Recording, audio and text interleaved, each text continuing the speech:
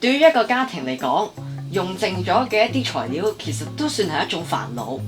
我哋有你買多咗嘅罐頭蜜桃，你有啲果醬，你又有整甜品剩低落嚟嗰啲酥皮，跟住你嗰啲小朋友整完第一次之後，係啊，佢哋食得好開心啊，但係之後剩低嗰啲嘢又打算點樣處理呢？就咁抌咗佢又好似好嘥喎。不如我哋就花少心思去整一道美味嘅下午茶。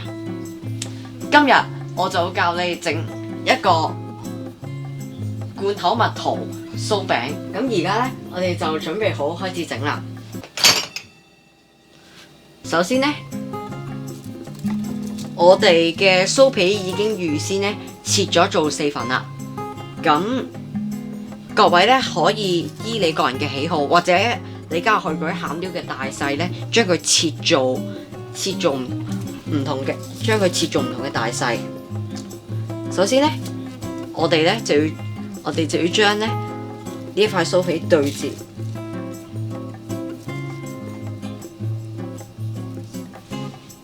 去做一個三角形，千祈唔好大力去扼佢。然之後呢，我哋就度好2隻手指嘅位，啱啱好2隻手指，因為我哋陣間呢準備就會切開呢一塊酥皮噶啦，千祈唔好俾你切嗰2刀掂埋一齊。如果唔係呢，我哋就整唔到之後呢好靚嗰個效果噶啦。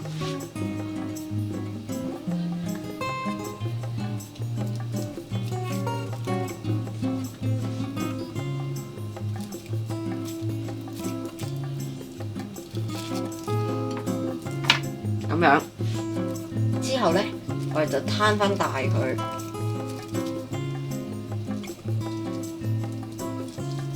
又攞呢，我哋頭先切咗呢嗰2邊，其中上面嗰邊呢，就接向下邊，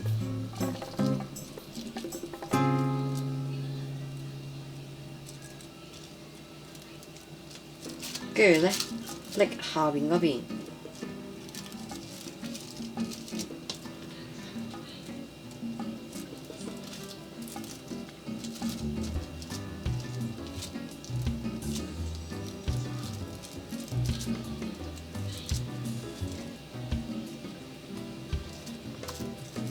又接下邊嗰邊呢，就接向上，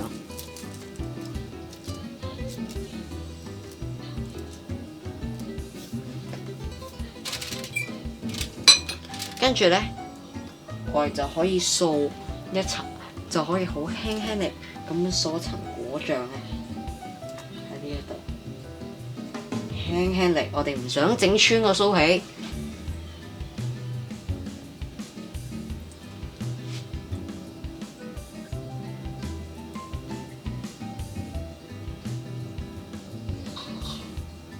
我重手少少，我加多啲咁多落去。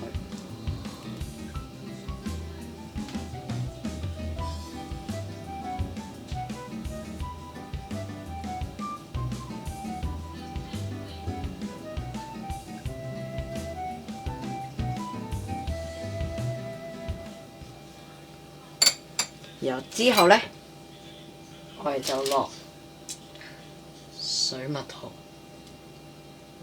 啱啱好圓拱形嗰邊向上，然後呢，一個就完成啦。咁我哋就繼續重複。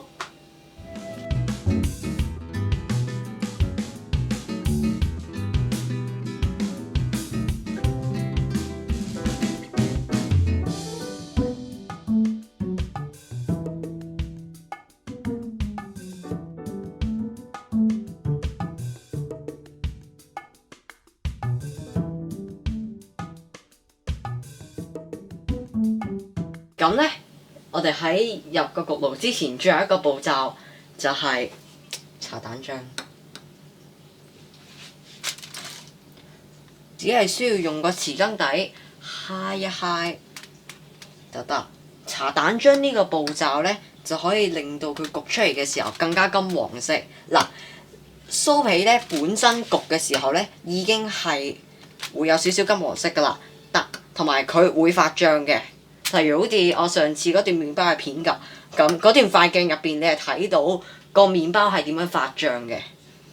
呢一度咧都係同樣咁做。哇！我已經急不及待去食呢一啲啦，但係而家咧就到咗最重要嘅步驟啦，就係咧預熱個焗爐喺180度入邊焗20分鐘。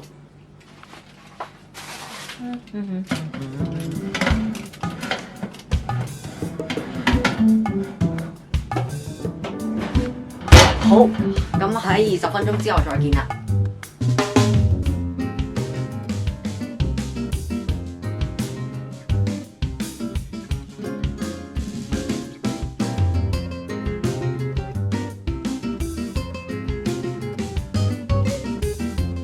好啦，我已經急不及待咁樣想試食啦，大家聽住啦。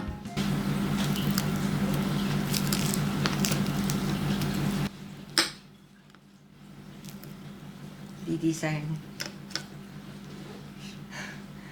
對於我嚟講音樂嚟嘅，啲聲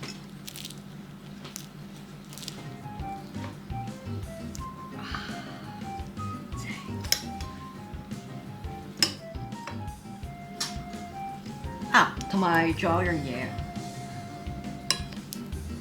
就係你見到頭先。因為我哋係用罐頭蜜桃，所以咧佢有少少嗰啲糖水咧係滲咗入去嗰啲酥皮嗰度，就整咗呢一個半透明嘅底，完美。我食咗個邊先，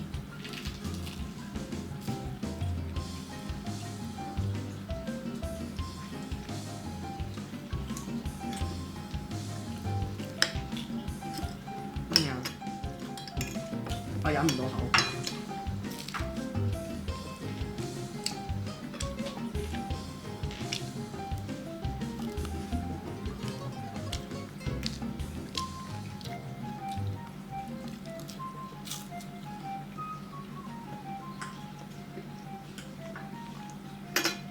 而家咧就到食有蜜桃嗰部分啦。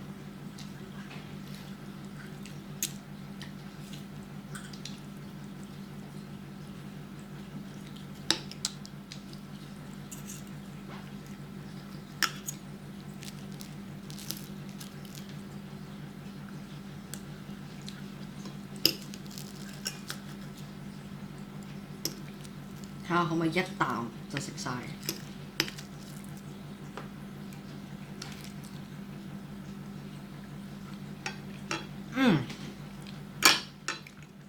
呢個蜜桃超多汁，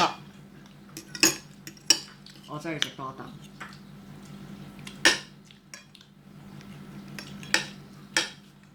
可以連罐頭蜜桃都做到呢一個效果，真係代表住啲乜嘢呢？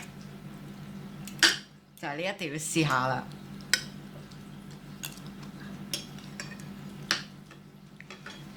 幫我停咗部機啊！我想繼續食。